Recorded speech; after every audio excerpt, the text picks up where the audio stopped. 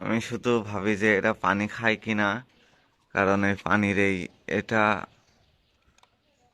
অনেক ধারালো ছিল, মাঝে সাঝে এর উপর ওঠে। দেখেন এর যে ঘাড়ের ওইখানে ওই কত ক্ষত চিহ্ন।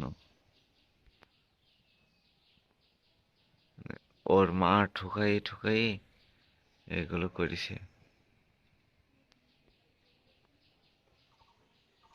এর কোনো কিছু করিনি, এ ছেলিয়ে প্রথম দিনের থেকেই আর কি অনেক বড় ছোড়ো ছিল।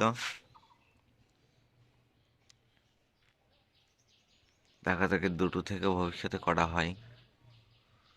এই দিক তাকাও, এই দিক তাকাও। ওদের জন্য কত সুন্দর একটা হয়েছিলাম, তাতে থাকে না। ওই দেখেন, আমি আপনাদের দেখাই, ঠিক আছে? ওর ঘাড়া কত, দেখা যাচ্ছে না না?